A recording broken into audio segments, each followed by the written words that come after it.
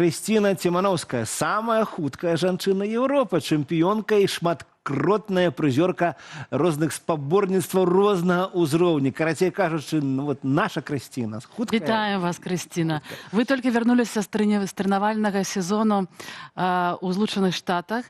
Мы сачылі за вашими тренировками, парадами спортивными. И скажите, калі ласка, тренировки гэта якія яны плён прынеслі, дасягненні, можа, асабістыя рэкорды? Добрый день. Да, я почти полгода провела в Америке. В этом году снова мы с тренером моим приняли решение о том, чтобы пропустить зимний сезон и попробовать полностью изменить мой тренировочный план. И все эти 5 месяцев я очень много работала над выносливостью и делала очень большие объемы тренировочные. Вернулась снова к дистанции такой, как 300 метров, 250, потому что последний раз я такие отрезки бегала года 2 назад. И 2 года назад это принесло мне очень хорошие результаты. Тогда я побила все свои личные рекорды. И, естественно, в этом году цель была точно такая же, она до сих пор такая и есть. Но в данный момент я думаю, что у нас все идет по плану. За полгода только 2 тренировки я не смогла сделать до конца, потому что они были очень тяжелые. Да, все остальное время четко соблюдала план тренера и очень надеюсь, что в этом году смогу очередной раз побить свои рекорды. А, до речі, вот про рекорды. Пока тренировались, там тренер замирался спидометром, были там, с этим самым, як он называется, секундомером, были заявочки на рекорд? Я там была одна, без тренера, и у меня есть свой личный секундомер, я отсекаю себя сама. Конкретно задача, пока я тренировалась в Америке, у меня не было задачи быстро бегать, то есть там была задача скорее бегать специально медленно, но более длинные отрезки и на более коротком отдыхе, для того, чтобы прокачивать выносливость. То бок, коли вы казали, что тяжкие были тренировки, то это, певно, пришлось медленно бегать. Да, да. На самом деле бегать медленнее намного тяжелее, чем бегать быстро. Но уже когда я вернулась сюда, я здесь уже нахожусь, я думаю, 3-ю неделю, и у нас была одна такая проверочная тренировка, которую я бежала на максимум, и удалось пробежать с результатом, с которым последний раз я бежала в 2019 году. Так а все-таки это круто, на самой справе, прямо, але все-таки, а что тяжко для чемпионки? Что вот для чемпионки может быть тяжко в тренировках? Ну, очень тяжело бегать все, что длиннее 200 метров, на самом деле. Очень тяжело. Потому что выносливость треба. Да, особенно когда последние 2 года я максимум бегала на тренировке 180 метров, то выносливость, она как бы просела, и было тяжело снова входить в этот ритм, и то есть организму было тяжело адаптироваться, но где-то буквально через 2-3 месяца каждая тренировка следующая уже давалась легче и легче. Но нужно время всегда. А вы скажите, калі ласка, якія ў найбліжэйшы час у вас спаборніцтвы будуць і якія надзеі на іх? Ближайшие соревнования, кстати, будут 7 июня в Варшаве. Вот, поэтому все, кто в Варшаве, приглашаю поболеть за меня, поддержать. А где это будет? На стадионе на Праге Полудне, по-моему. Там есть новый стадион. И я хочу сразу с первого старта выполнить норматив на чемпионат Европы. Поэтому мне очень сильно нужна будет поддержка, потому что я волнуюсь, естественно, так как норматив это очень близко к моему личному рекорду. Но я надеюсь, что получится. Но если не получится, естественно, буду пробовать это сделать на следующем старте, но хотелось бы на первом старте выполнить норматив, чтобы дальше дошлифовать какие-то моменты и уже непосредственно готовиться к чемпионату Европы. Я хотел задать другое питание, но разумею, что меня глядачи не пробачат, коли я не задам питание. А чему в Америке ездите тренироваться? Там поветра, езжа, температурный режим, покрытие некие. Ну, чему там? Я езжу тренироваться во Флориду, и там тепло круглый год. Поэтому, да, могу использовать просто погоду в своих целях.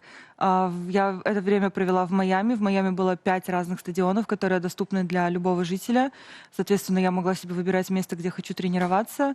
А с тренажерными залами там тоже нет никаких проблем. То есть абонемент в зал стоит около $30.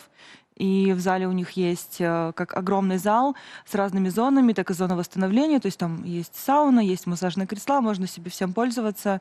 И в целом мне подходит климат, мне подходит место. Очень нравится там тренироваться. Нравится погода, потому что в отличие от польской погоды там куда гораздо приятнее. Да, если я буду находиться здесь, то мне просто придется все равно периодически выезжать на сборы.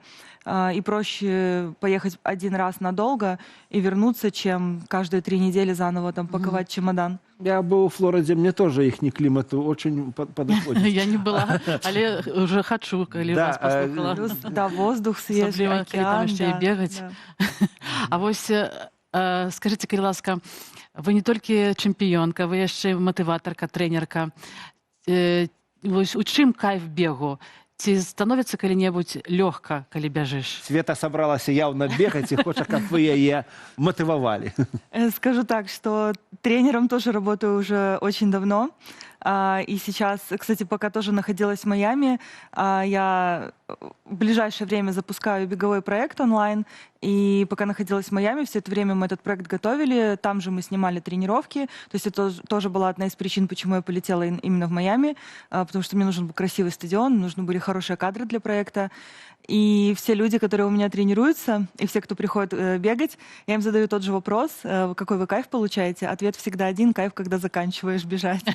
А дальше, где ваши вот гэтыя уроки можно бачить, на якім ресурсе? Это Инстаграм, Это будет YouTube? Телеграм-бот. А, Телеграм. Да. О, класс. И класс. запуск мы, я думаю, что уже на следующей неделе планируем. Неўзабаве з Крысцінай можна будзе ў Телеграм сустрэцца, яна вам раскажа пра кайф бегу. Крысціна, але бег папулярны. Ён как бы, ну вот, глядзець па марафонах і ў Мінску, і ў Варшаве, і па ўсім свеце іх много. Арганізоўваецца іх вельмі шмат. Марафонаў, паўмарафонаў, ўсё болей людзей записываецца на іх. І гэта такі глобальны тренд. А з чаго пачаць? Асабліва тым, хто ніколі гэтага не рабіў. Да. Ну, я трошки пачынаў, тренировался там у Минску. Ну, главное всегда это начинать аккуратно. То есть я знаю таких людей, которые вот решили начать и начинают сразу на максимум, их хватает на очень короткий срок. Здесь самое главное — это не выжимать из себя максимум в самом начале. Возможно, начать буквально бегать там 5, 10, 15 минут в день, попробовать сделать это стабильным, то есть 2-3 тренировки в неделю, обязательно уделять внимание хорошей разминке, и очень важно тоже восстановление, потому что если человек будет только тренироваться и не будет восстанавливаться, то через какое-то количество месяцев он просто перетренируется, и у него полностью пропадет мотивация и желание вообще что-либо дальше делать. А вот кажуть, что трэба абавязкова хадзіць яшчэ і силовую тренировку рабіць тым, хто бегае. Это правда? Конечно, да. Те, кто хочет бегать хорошо, кто хочет бегать полумарафоны и марафоны, обязательно должен делать тоже силовые тренировки, потому что силовые тренировки помогают нам укреплять колени, спину, стопы, и эту часть тренировки желательно вообще не пропускать. Яшчэ я ведаю, што вельмі патрэбна... Прабачце, я акурат з прабежкай, Крысціна, А вот, да, Андрей. побач з вами. Андрей принес. Назбіраў каментароў. Я з прабежкі акурат 15 метраў до вас, даволі цяжка, складана мне даецца. Вы, Крысціна, самі бегалі марафон? Нет. Не? Нет. Почекайте до 40. Да, подождем еще пару лет. Я думаю, что у меня уже есть такая мысль, что когда я закончу свою профессиональную карьеру, я хочу попробовать. Але ж гэта розная спецыяльнасць, як я разумею. Гэта абсолютно на іншыя рэчы звяртаеш увагу. Да, абсолютно другая будет подготовка, и я думаю, что вряд ли я побегу сразу. Возможно, понадобится полгода либо год на подготовку, но мне бы хотелось попробовать просто потому, что я хочу понять, как это вообще. То есть, что человек чувствует, когда бежит такую дистанцию. Ты як спартоўка прафесійная, ці любіш ты глядзець спорт по тэлевізіі? І які? Ну, я смотрю периодически соревнования по легкой атлетике, когда я в них не принимаю участие. Мне, естественно, нравится смотреть спринт, мне нравится смотреть прыжки в высоту, прыжки в длину. И когда я смотрю спринт, нервничаю всегда больше, чем когда сама стою на дорожке. Особенно если, допустим, кто-то принимает участие из моих друзей, либо знакомых, либо человек, за которого я болею, то этот стресс намного больше, чем стресс, который я испытываю сама. А вот ось гэты стрэс, акурат пытанне цікавае, мне таксама. Нехта описывает вот этот стан подчас бегу, вы бежите там 20 секунд плюс-минус. Ну, 11 на 100, да, и так. 22-23 на 200. Так, и вот гэтыя суперкороткие 11-22 секунды. Что адбываецца ў вашай галаве? Вот нехта описывае гэты стан як палёт або як выбух. Вось гэтыя секунды. А якое самае нечаканае падабенства або некая такая метафора у вас прыходзіла ў галаву вот падчас гэтага вот короткого часу? Зачастую, если мы говорим про дистанцию 100 метров, то зачастую я вообще не помню, как она прошла. То есть я просто помню выстрел и финиш, и все. И абсолютно ничего больше. И медаль. И медаль, да. А когда 200 метров бегу, то так как дистанция в 2 раза длиннее, плюс обычно мы ее с тренером раскладываем на участки, то есть 50 метров так, потом 50 так. И каждые 50 метров, естественно, в голове в своей я держу задание тренера, все контролирую, добегаю до середины виража, то есть у меня уже так, это середина виража, сейчас нужно так-то, так-то сделать, там нужно отработать выход с виража, то есть эту дистанцию полностью в своей голове раскладываю, но а 100 зачастую не помню никогда. А от кажуть, що там, особливо на 100 метрів, там розкладається кожний крок, то бок есть значение, як менавіта ты... Это правда? Да. Если, например, не получился выход с колодок, ну, то вероятность финишировать первой уже немножечко снижается, да. Доля секунд. Да, там все влияет на долю Яна секунды. рассказывает, а у яе вочы адреналином наполнены. А мне говорили, кстати, что когда я рассказываю про бег, про то, чем я занимаюсь, то что у меня всегда горят глаза. Горят, и это вочи говорит, реально да, и это горять, говорит прямо о вот том, я что аж точно я сердце занимаюсь любимым воспрымаю. делом. Да. Так, Ну, то сапраўды. і, може бути, з питаннячка сярэдняга нашага гледача. Ці варта змахвацца на марафоны, ці, можа, паўмарафоны, штосьці больш кароткія дыстанцыі, калі ты ў жыцці ніколі не бегаў, і ты трошку пасля 40, і ў цябе можа быць нейкая там лёгкая гіпертанія? Я думаю, что можно.